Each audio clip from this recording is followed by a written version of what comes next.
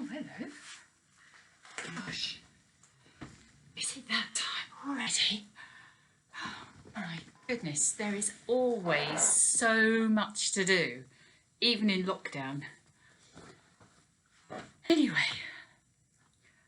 that reminds me, I wanted to talk to you about Martha and why she is my favourite New Testament character.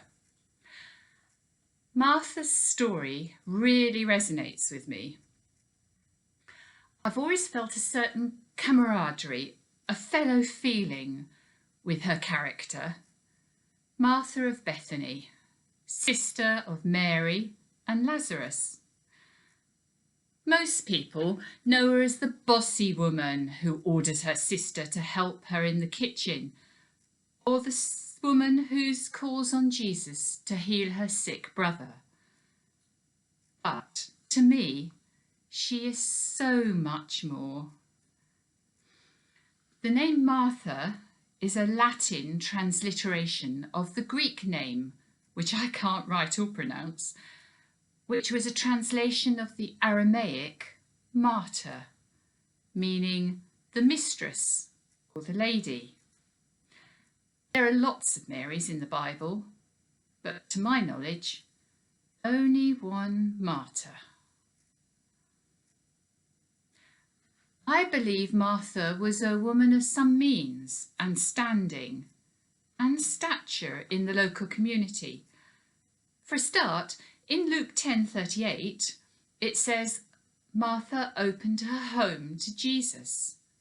Her home. Not her father's or her husband's home, but her home. So I believe she wasn't married. She might have been widowed, but I think not. Legally, under Roman law in that time, in that area, a woman was under the jurisdiction of her father. But if her father died, a daughter could inherit property, etc., in just the same way as a son could. So Martha had her own home and money to run it. I think Martha was the eldest sibling. She has her sister Mary and her brother Lazarus living with her, and she looks after them. Neither Mary or Lazarus could have been married, otherwise they would have had their own households. So I think Martha was probably much older than Mary or Lazarus. I really identify with Martha as the eldest child, because I'm the oldest of 3 children, and I was always expected to take responsibility for them. I was constantly getting told off by my parents for letting my sister and brother get into scrapes or leaving them abandoned up trees. Well, was it my fault that they couldn't get back down after I'd shown them how to climb up? It's hard being the eldest. You're expected to take responsibility, but then get told you're bossy. Martha is bossy. She's used to giving instructions and getting things done. It is she who is running around making all the preparations for the meal, and she gets really annoyed when Mary isn't helping her. She objects when Jesus orders her brother's tomb to be opened, saying it will smell bad. Always thinking ahead and worrying about consequences. Martha is quite proactive. She issues invites to meals, arranges special dinners, and I bet she was the one who organised her brother's funeral. Mary is the one that stays at home, but Martha leaves the mourners gathered at her house and goes out by herself to meet Jesus as he travels to Bethany after Lazarus has died. Martha is very hospitable. She enjoyed having friends to visit. In John 12:1-6, Martha hosts a very special dinner for Jesus, a dinner given in his honour. She's obviously fond of entertaining and gets pleasure from cooking and providing food in much the same way I do. Like me, Martha is a person who sees her ministry as a practical work rather than one of sitting, listening, or praying. I find it so hard to just be still and listen.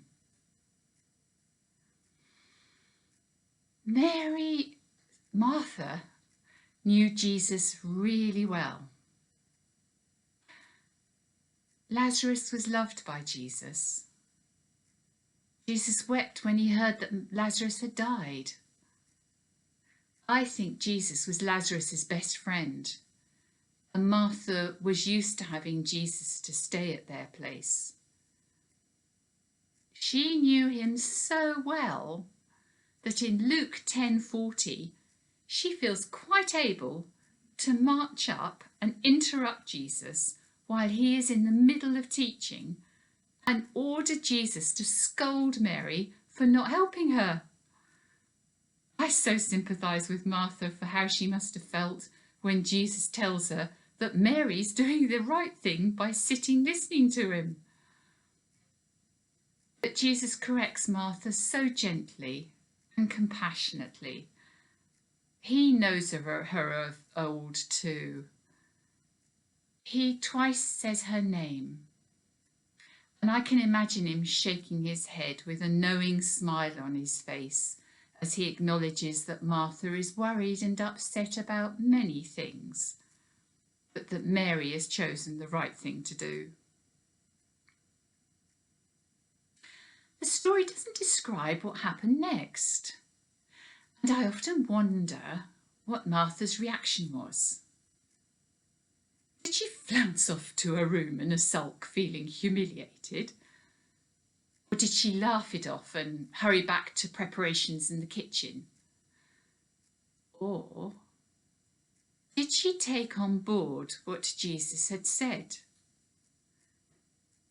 Perhaps Jesus held out a hand to her and she took it and sat down next to her sister Mary and left the rest of the preparations to her servants and slaves while she tried to concentrate on what Jesus was saying.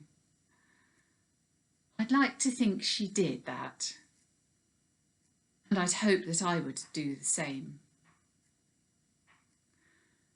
Martha had great faith in Jesus. When her brother gets very sick, she knows what to do. She sends a message to Jesus, asking him to come quickly. She's certain that Jesus will heal Lazarus, his friend. How desperate Martha must have felt when Jesus didn't arrive.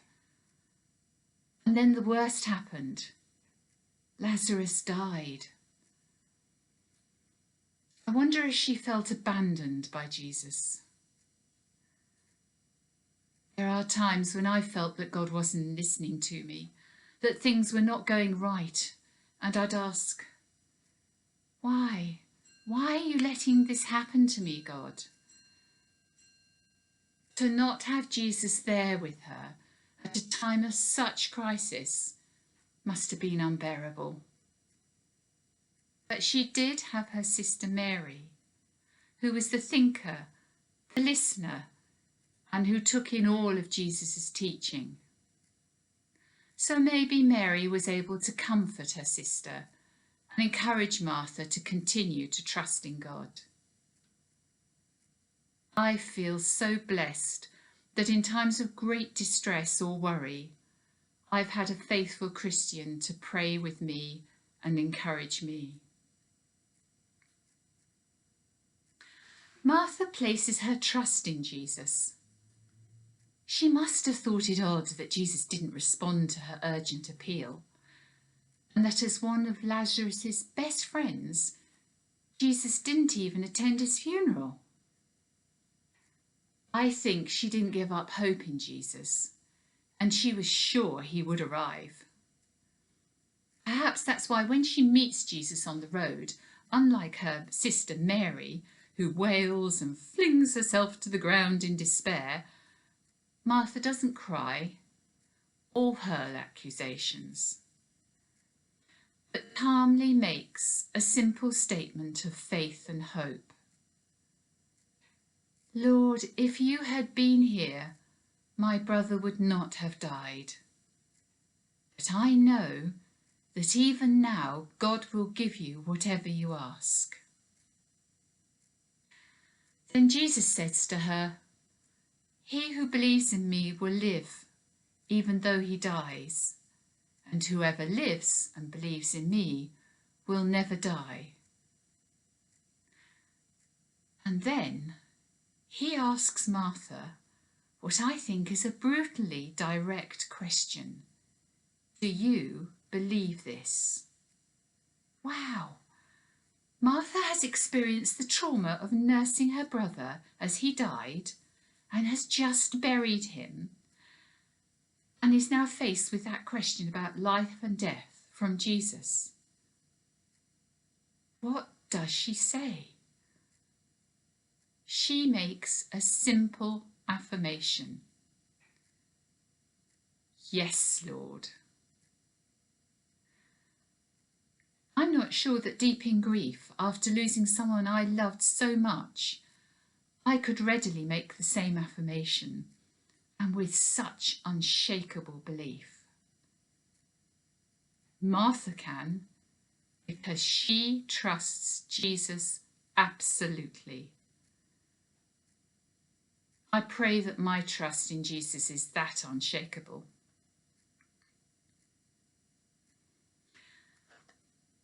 Martha sometimes makes mistakes, but she does learn by them.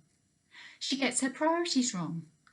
She's too busy getting the dinner ready to spend time listening to Jesus' teaching. But things have changed by the time of Lazarus' death, because when Martha runs home to fetch her sister to Jesus, she refers to Jesus with the utmost respect as the teacher. And in John 12, verses 1 to 6, when Martha hosts a special dinner for Jesus, she doesn't scold her sister for worshipping at Jesus' feet and pouring expensive perfume on them.